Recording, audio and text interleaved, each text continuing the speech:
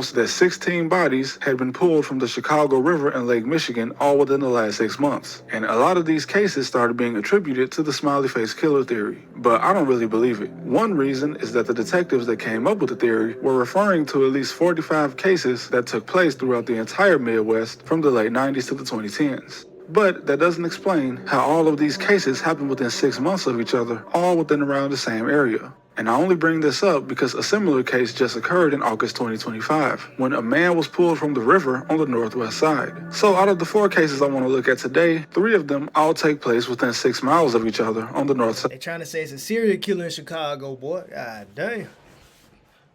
Ooh-wee. It's something about Chicago, man. It's too much. I don't know, man. I just couldn't. I don't know. If I ain't rich and famous, I can't live with the rich folks at. I know it's bad everywhere, bro. But Chicago, it's like that's a different type of murder up there, bro. Like it's just I couldn't do it up there, bro. It's just too bad. It's too bad. Chicago.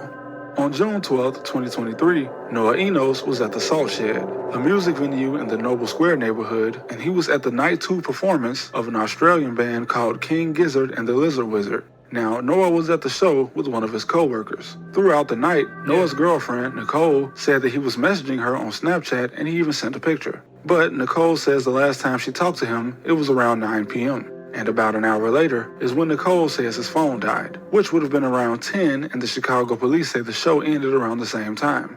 From the footage they saw, Noah and his coworker were seen walking around the venue at around 9:30. But Noah's coworker says that the 2 of them got separated as the show was ending. And this would be the last time he was seen until his body was pulled from the Chicago River 5 days later. And the Cook County medical examiner was unable to determine how he died. And this is supposedly the coworker, according to the Chicago Missing Persons Facebook post.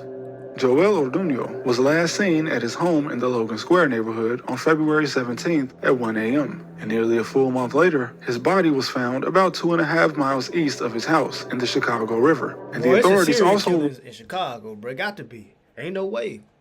Every nigga that go up missing, they somewhat end up in the river.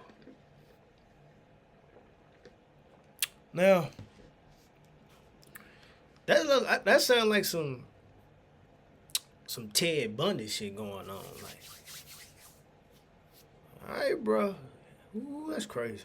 This case was undetermined, and where he was found was just up the river from where Noah would be found 3 months later. Both of these cases appear as if the police never suspected any foul play, and it looks like the co-worker might not have even been interviewed by the police. The only statement I can find from him is through a statement that the girlfriend Nicole made recalling what the co-worker told her. And for Joel, it's probably safe to say that he wasn't just going for a swim in the Chicago River in February. The Chicago River is known to be very dirty. In fact, the only reason it runs backwards is because they had to change the flow to stop it from spilling into Lake Michigan. But then we have Seamus Gray. Real, bro. Who finna go swim in February in that river and it cold as hell? Man, hell nah.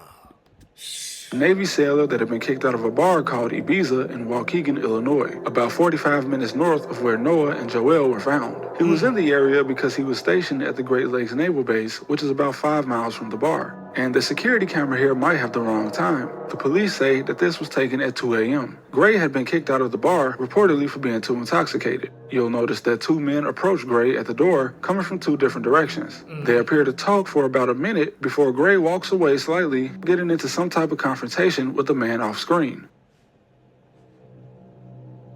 And then they all approach and surround him. At one point, he's even seen on the ground. But he is seen again after this frame walking behind the bar. And that's when he went missing, until nearly a month later, where his body was found near the Waukegan Harbor. Now, just before this footage was taken, he had already walked away from the bar, appearing as though he was following these 2 individuals. And they may be the same people that confronted him earlier. But for some reason, he turned around and went back toward the bar, before turning around again and leaving.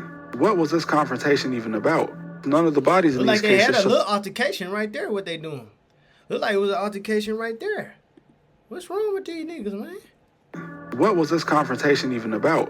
None of the bodies in these cases showed any signs of trauma, and that's probably a big factor in why the cause of death was undetermined. And this most recent case from the Chicago River that happened in August was around 3000 West Argyle Street, just north of Ravenswood Manor. Interestingly, according to CBS Chicago, locals in the neighborhood say that the police get called to this spot often, and the two most recent calls came for an abandoned car in the river and a car on fire in the middle of the night. Now, I wouldn't describe this area around Ravenswood as a high crime area, Wait a minute, hold on. river and a car on fire in the middle of the night. Interestingly, according to CBS Chicago, locals in the neighborhood say that the police get called to this spot often, and the two most recent calls came for an abandoned car in the river and a car on fire in the middle of the night. Look said police remember there are often recently an abandoned car in the river and another time for a car on fire in the middle of the night.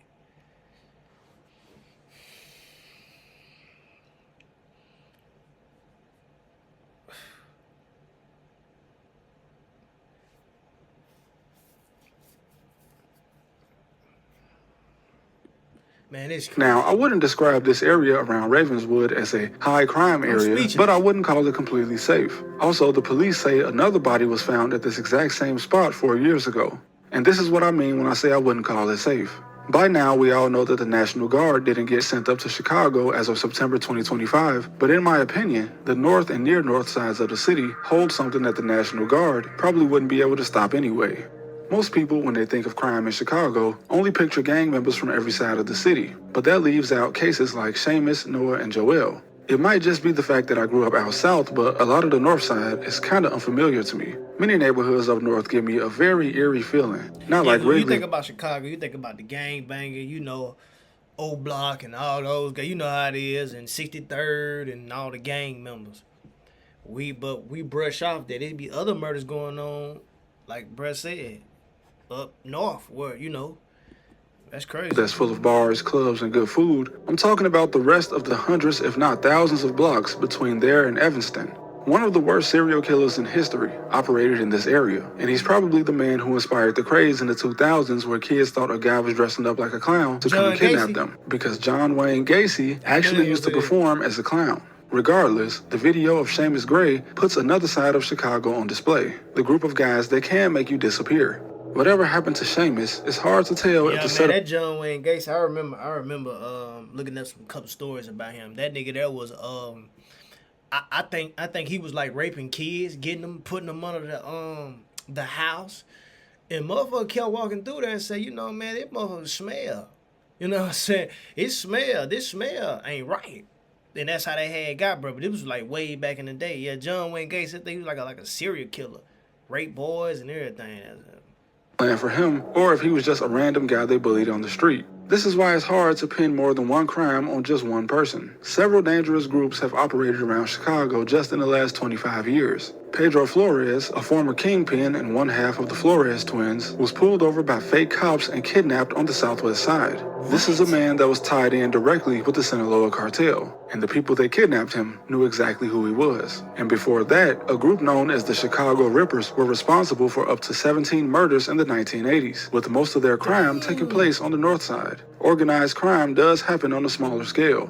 You have robbery crews, the chop shop guys that come steal parts off your car for the guy with the shop. You got extortion gangs allegedly run by the mob still beating federal indictments just as of last year. This was a criminal city long before the street gangs of today existed. Another example of a professional small crew is from the holiday season of 2019. And all of these cases of men being found in the Chicago River, including the 16 all within 6 months, are not even counting the people that were found in Lake Michigan. Many people mistakenly believe that organized crime in big cities is all in the past and that many organized criminals are just politicians.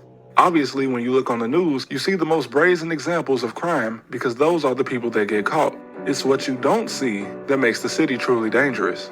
You can avoid a gang war or a shootout, but how do you avoid men showing up at your house dressed as DEA agents? And who do you look out for if no one is ever caught? Exactly, bro. Niggas is undercover policemen. Like, how, man, what? Then after they get done doing it, they gonna dump your body in the river.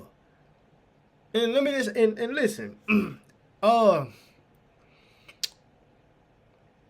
don't y'all know how many souls probably in that Chicago River that they ain't found yet or ain't gonna never find? Boy, once you get in that river in Chicago, what's it called? Yeah, you may not be found, cuz. That's a nigga go-to. They finna start dumping a whole bunch of bodies over there. That's crazy. it's a different breed in Chirac, man. Y'all let me know what y'all think below, man. You know what I'm saying? Y'all let me know what y'all think below. For real.